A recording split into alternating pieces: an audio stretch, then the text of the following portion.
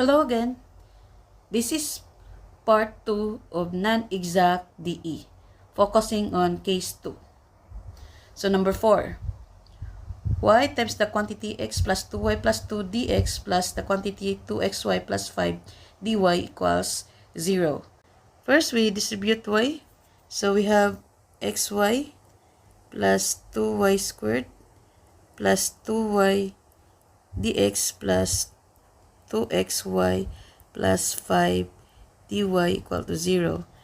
Then the partial derivative of m with respect to y is x and 4y plus 2. Partial derivative of n with respect to x is 2y. So, non-exact DE. First step is the difference of the partial derivative.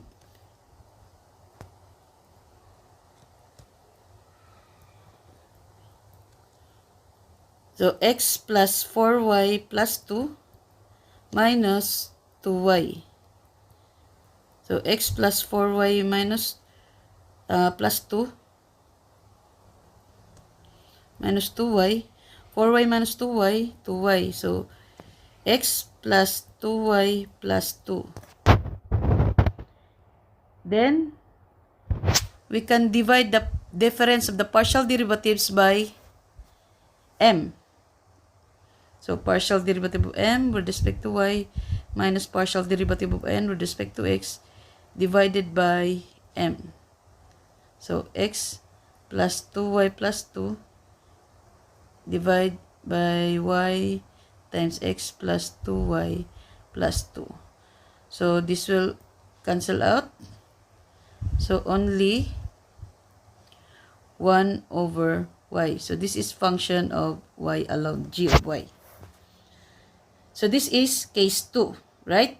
When the difference of the partial derivatives is divided by m, that is case 2. Then, what is the IF of case 2? IF is e to the negative integral of g of y dy. So, e to the negative of 1 over y dy.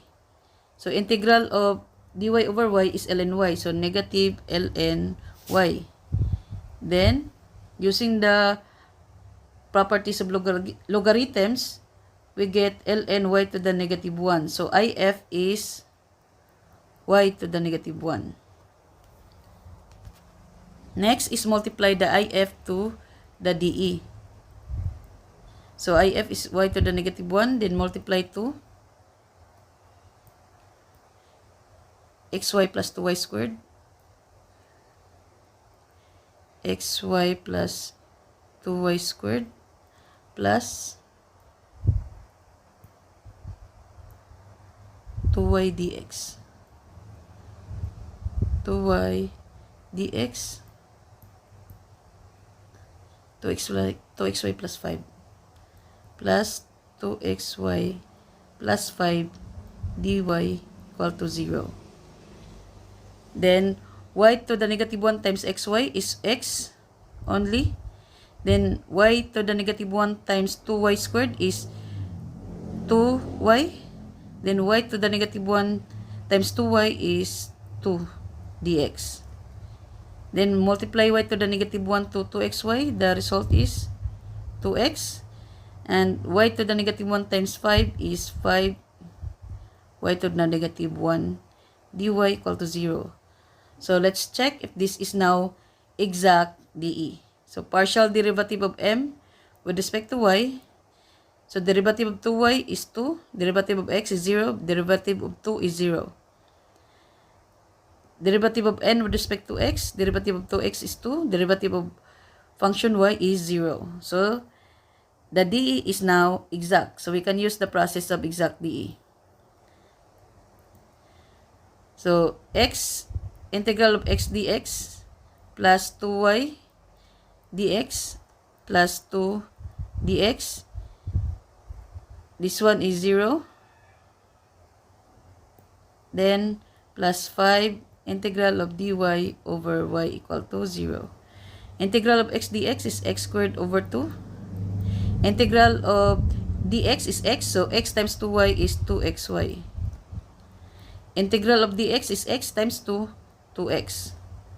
Plus 5 integral of dy over y is ln y equal to c. Then multiply both sides by 2. We get x squared plus 4xy plus 4x plus 10 ln y equal to c. So this is now our answer. Example number 5. Y times the quantity of 4x plus y dx minus 2 times the quantity of x squared minus y dy equal to 0. First, distribute y and negative 2. So this becomes 4xy plus y squared dx plus negative 2x squared plus 2y dy equal to 0. The partial derivative of m with respect to y is 4x and 2y plus 2y. The partial derivative of n with respect to x is negative 4x plus 0, so negative 4x. Since they are not equal, this is non-exact DE. First step is to get the difference of the partial derivatives. The partial derivative of m with respect to y is 4x plus 2y minus the partial derivative of n with respect to x is negative 4x. Copy 4x plus 2y, negative times negative, positive 4x. Then 4x plus 4x, add like terms, 8x plus 2y, get the common factor 2. So 2. What is left for 8x is 4x. Then y. Next step is to divide the difference of the partial derivatives by m or n. For this, we can only divide this one by m. So partial derivative of m with respect to y minus partial derivative of n with respect to x divided by m.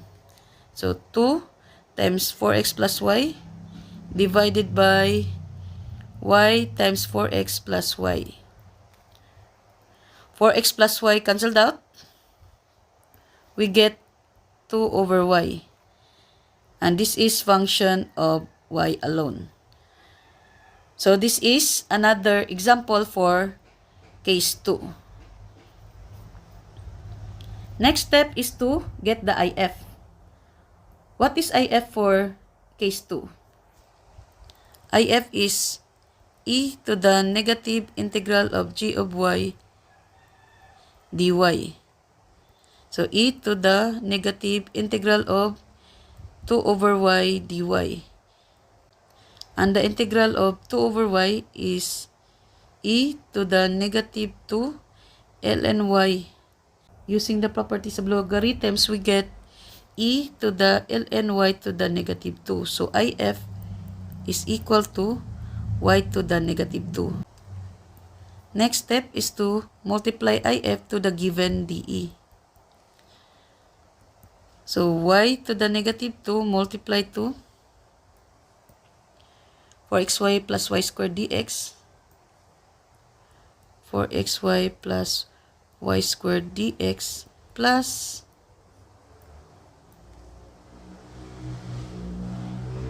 negative 2x squared plus 2y. Negative 2x squared plus 2y dy equal to 0.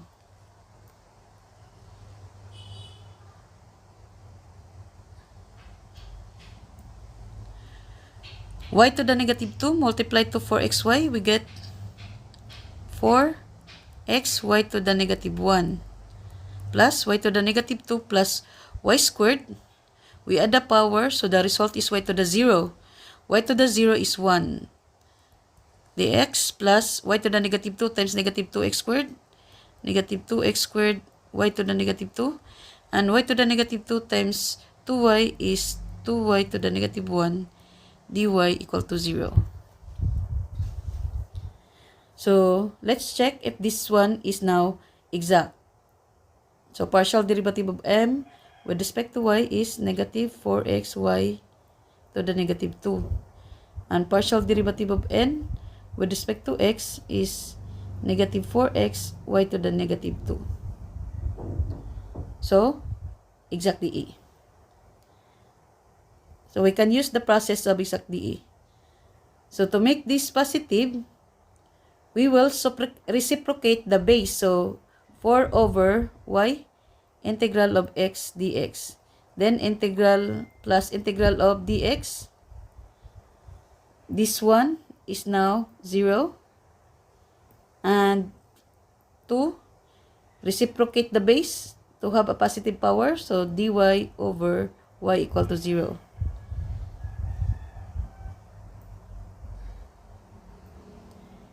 Copy 4 over y.